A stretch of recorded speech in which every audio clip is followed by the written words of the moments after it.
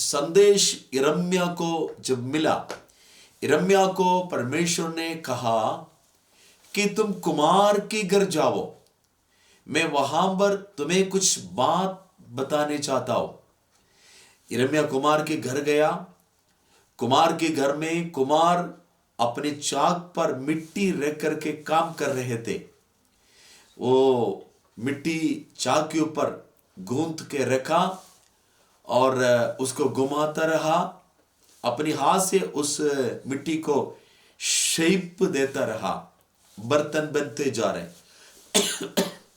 वहां पर लिखा है जो एक बर्तन बन रहा था वो बर्तन बिगड़ गया।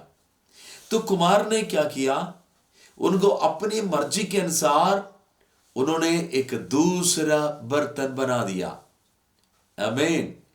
उसके बाद परमेश्वर कहते हैं प्रभु के लोगों को, यानी इस्राएली लोगों को प्रभु के संदेश देते हैं कि तुम लोग मेरे हाथ में उस मिट्टी की मानिंद हो जैसे कि कुमार के हाथ में है। हालेलुया।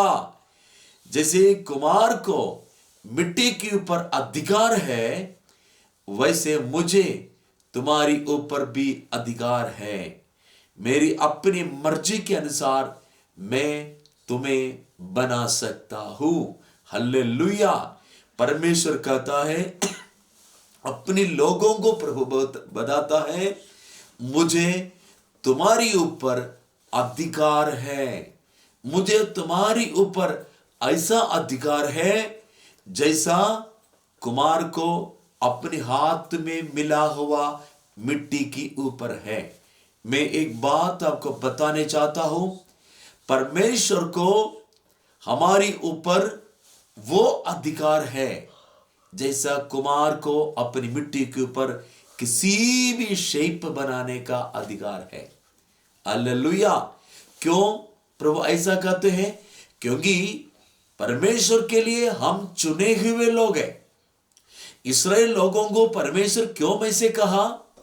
क्योंकि इस्राएल के लोग परमेश्वर के चुने हुए लोग हैं। परमेश्वर की चुने हुए लोगों पर परमेश्वर का अपना अधिकार परमेश्वर बता रहे। मैंने तुम्हें चुन लिया, मेरे लिए चुन लिया, मेरी काम के लिए चुन लिया, मेरी मर्जी से चुन लिया, मेरी अपनी महिमा के लिए मैंने तुम्हें चुना है। हालेलुया। एक बात याद रखिए अजीजों, हम लोग जो परमेश्वर के चरणों में हैं, जो प्रभु की ओर से चुने गए हैं, हमें इस बात जरूर सोचना है कि हमें चुनने वाले परमेश्वर हमारी ऊपर अपनी अधिकार रखते हैं, अपनी मर्जी हमारी ऊपर चलाने चाहते हैं। हमारे जीवन के जरिए से परमेश्वर अपनी काम करते हुए दिखाने चाहते हैं। हमारे जीवन से परमेश्वर अपनी महिमा दिखाने चाहते हैं। इसलिए परमेश्वर क्या करता है, हमें कभी तोड़ने चाहते हैं, फिर बनाने चाहते हैं। कई बार क्या हो जाते हैं, हम हमारी इस चाल चलन में संतृप्त रहते हैं, जैसे कि जो बिगड़ा हुआ बर्तन की समान।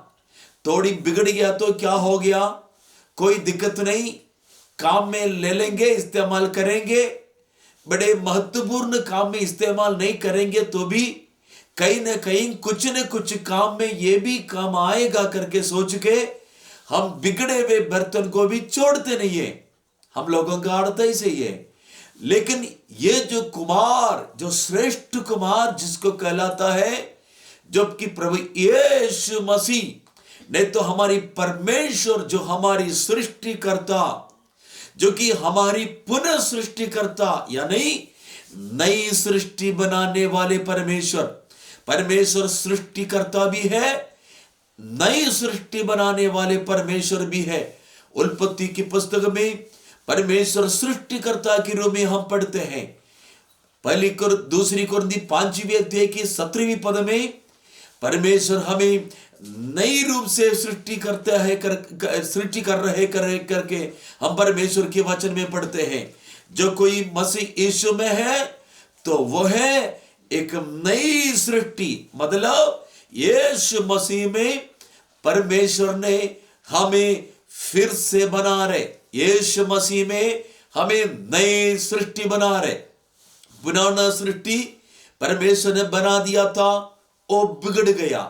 अब परमेश्वर न बिगाड़ने वाले एक ढांचा के अंदर हमारी शेप बना रहे, ढांचा में शेप बना रहे। आपको मालूम है, हम जो कई चीजें बनाते समय उसके लिए ढांचा होते हैं।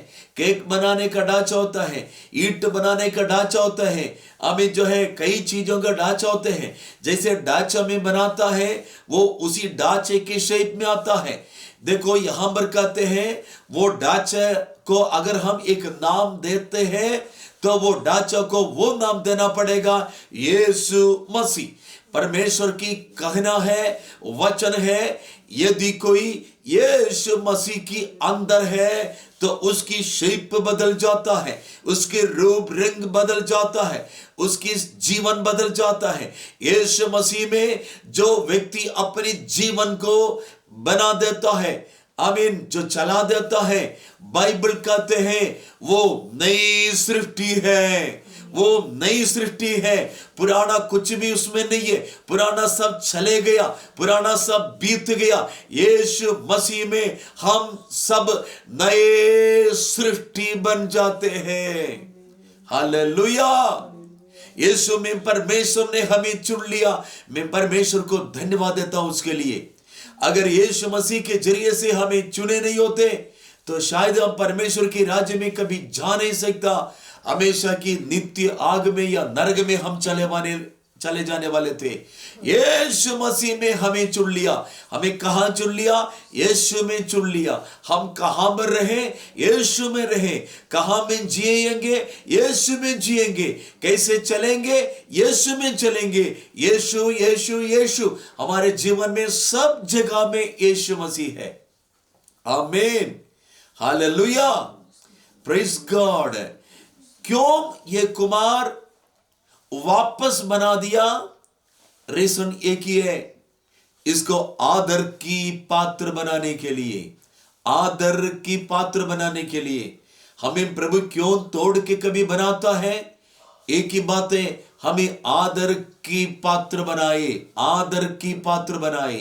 क्यों आदर की पात्र बनाए? पूछो।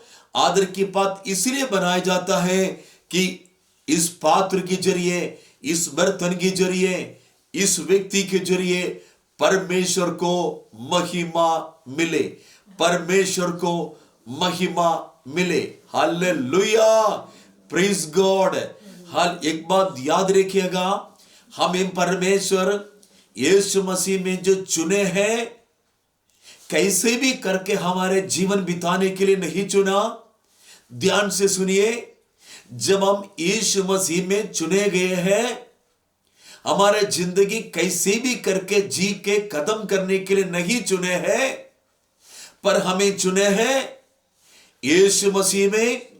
हम एक अनोखी जिंदगी जिए, श्रेष्ठ जिंदगी जिए, श्रेष्ठ जिंदगी जिए, आशीषमय जीवन जिए, आदर की जीवन जिए, निरादर की नहीं, बेइज्जत की जिंदगी नहीं, इज्जत वाली जिंदगी, आदर की जिंदगी, योग्य जिंदगी जो परमेश्वर के लिए है। ऐसा जिंदगी जीने के लिए परमेश्वर हमें यीशु मसीह में फिर से बना रहे। पुराना व्यक्तित्व को मन फिराव के द्वारा तोड़कर, यानी पुराना व्यक्तित्व को तोड़कर यीशु मसीह के अंदर, उस ढांचे के अंदर नए शेप देकर, नए रूप देकर हमें बना रहा है। हालेलुया। मैं परमेश्वर को बहुत धन्यवाद देता हूं, बहुत धन्यवाद देता हूं। यीशु मसीह में हमें बनना है। कैसे बनेंगे? यीशु मसीह में जो बनेगा उसी शेप में बनेगा। परमेश्वर ने अपनी पुत्र को इसलिए इस धरती में भेजा कि वो पुत्र हमारे लिए हर विषय में, हर बात में नमूना रखे बने और उस पुत्र की जैसा जिंदगी हम लोग जी सके। आमीन। उसके लिए क्या करता है? हमें पुराना व्यक्तित्व को मार डालना पड़ता है, उसको गांठ देना पड़ता है, यीशु मसीह में नए सिरे से जीवन बिताना पड़ेगा। हालेलुया। रोमियो की पत्री 6वीं अध्याय 3 से लेके जब हम पढ़ते हैं 3 और 4 में लिखा है, हम जितनों ने बपतिस्मा लिया है यीशु मसीह की मृत्यु का बपतिस्मा लिया है, अतः उस मृत्यु की बपतिस्मा पाने से उनके साथ गाड़े गए हैं। जैसे यीशु मसीह मुर्दों से जी उठकर पिता की महिमा में जी रहे, वैसे हम भी नए जीवन की सी चाल चले, हम भी नए जीवन की सी चाल चले। पुराना व्यक्तित्व खत्म, नए व्यक्तित्व शुरू।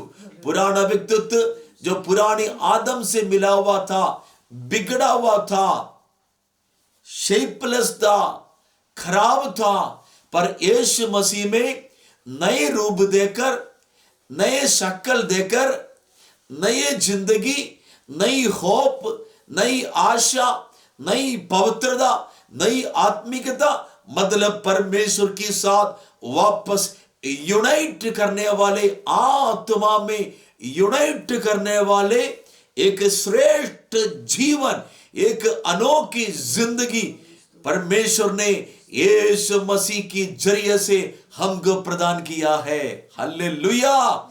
इसलिए मेरे प्रियो,